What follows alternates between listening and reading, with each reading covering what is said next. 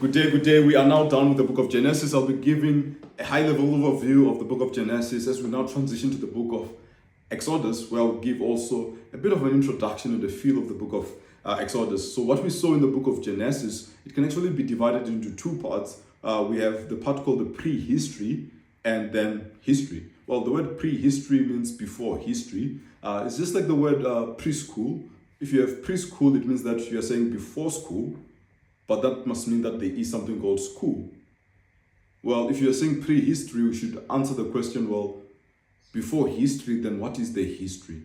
And to get into what this history could be, we then go to the book of Matthew. Matthew gives the genealogy or the family tree of Jesus. It begins with the man Abraham, and then it moves all the way to all the descendants until he gets to Jesus. This is different from what Luke does. When Luke gives the genealogy of Jesus, it starts with Jesus and goes all the way back up until Adam. Actually, it doesn't stop with Abraham. It goes all the way up until Adam. And there's a little bit of a lesson we can learn about that, which I won't get into right now. However, what we see with Matthew is that he particularly starts with Abraham. And Abraham, therefore, is the key figure for the Hebrews or the key figure for the Jews. And therefore, when we say history, we're speaking about the history of the Jews or the history of the Israelites. And what Matthew is doing is therefore starting the family tree from the main guy. And this man, Abraham, is the one who was given the covenant, this Abrahamic covenant, which we saw, which included circumcision as part of the sign of the covenant. And part of this covenant is where God is promising that Abraham and his descendants will be his people. And he's also giving them the land to be their land. And is promising a blessing over these people, that even the families of the world, the people of the world, will be blessed through Abraham and his people, which we have seen, by the way. We have seen how the world has been blessed by some of the things which came out of the Jewish people, of the Israelites. So therefore, we're saying that the book of Genesis is divided into two parts, where we have prehistory, meaning it is the history before Abraham, which is the first 11 chapters. And then from chapter 12, we saw now the story of Abraham and his descendants. So chapter 1 to 11, we see the creation story, we see Adam and Eve, we see the fall. And after the fall, we now see the first murder where Cain murders his own brother Abel. Then we see how evil is multiplying in the world, and God even regrets why he has made people.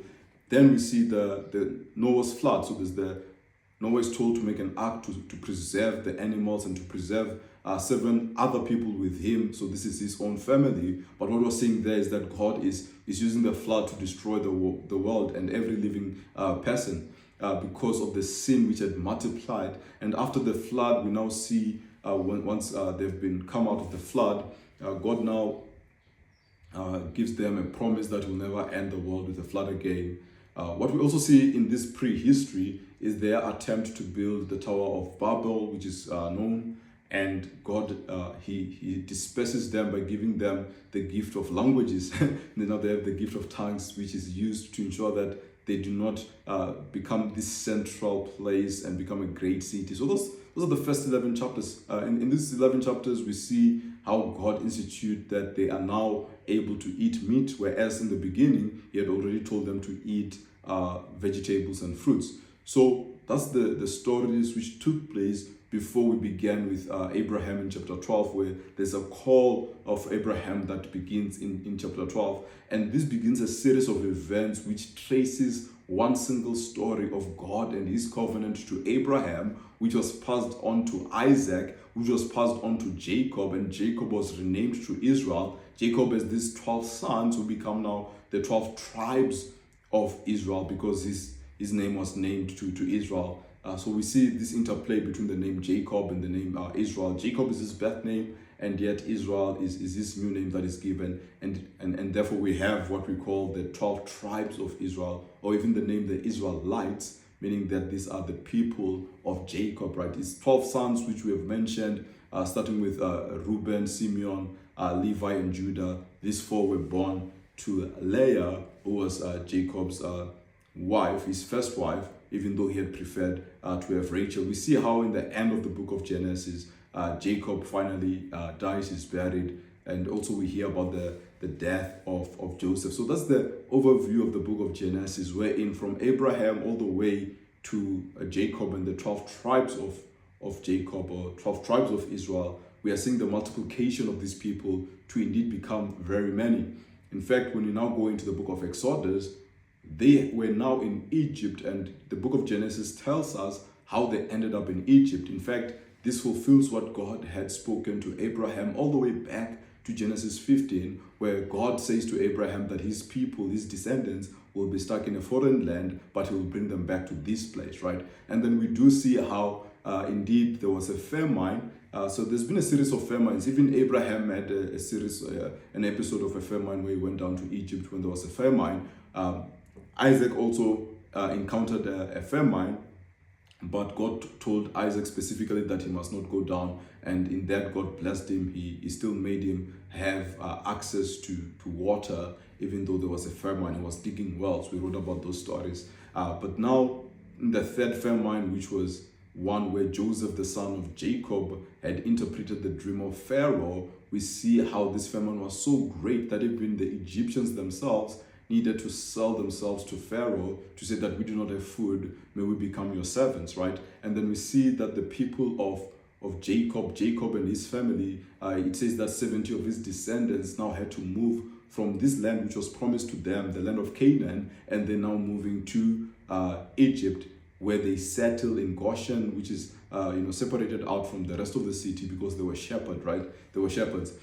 And now, over time, what is happening as we now get into the book of Exodus, over time what has happened is that, of course, new kings would come, right? But the new kings who are coming, the pharaohs who are coming next, they do not know or have favor with these people, and therefore they begin to oppress them, and over time these people become slaves within the land of Egypt. And one of the reasons why they're becoming slaves is because they multiplied so great. They were a big people, right? Now the book of Exodus, it's all about them exiting, and that's where the name Exodus comes from, because Exodus, it's all speaking or pointing to the same thing. They are leaving Egypt to the promised land that they are to go to.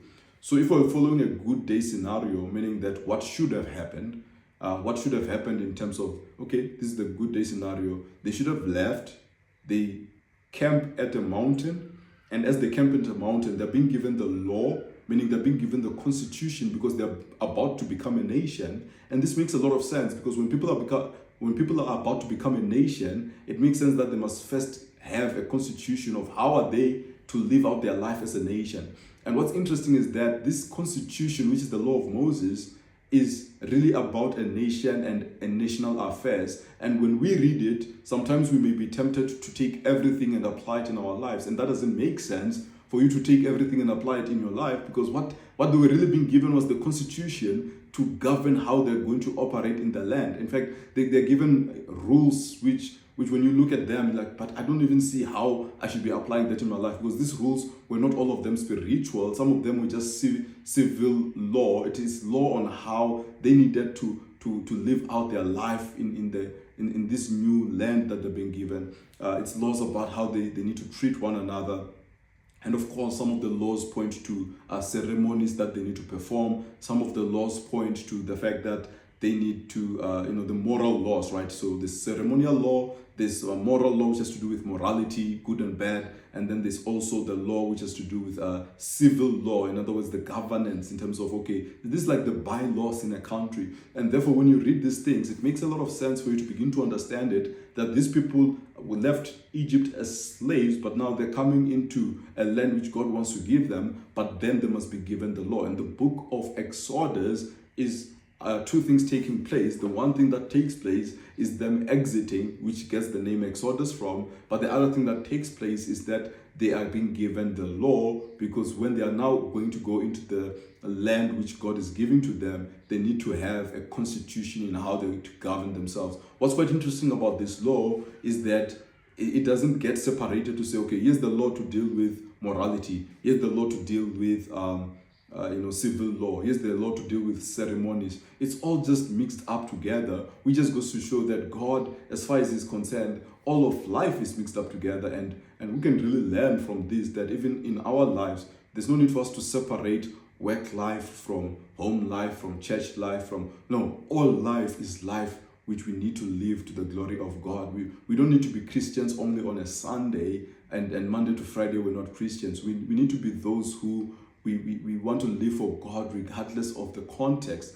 Everything we do it for the glory of God. And this is what we are seeing in the nature of this law, that it is all mixed up together. You don't get a separation to say, okay, here's the law to deal with civil law, here's the law to deal with ceremonies. And because of this mix up, it also makes people think that the law which is given means that everything is being treated the same. But actually, it's not necessarily the same. These laws can be differentiated, and we should definitely differentiate this law. So may we indeed enjoy, as we now get into the book of Exodus. We're transitioning from Genesis. We know how the Israelites ended up in Egypt, and now we know that the book of Exodus is about this great exit, and before they take the land which God has promised to their fathers. And we saw how in the book of Genesis they kept on being mentioning that they were going to come back to this land. You know, Joseph says, when you come back to this land, you must take my bones. So they are indeed coming back, and now we're seeing in the book of Exodus how it all happens. But one thing we can clearly see is that they needed to leave, exit, but before they take the land, they needed to first sit down and be told how they're going to live out their lives in the land that God is giving them. All right, God bless you as you read the book of Exodus. Amen.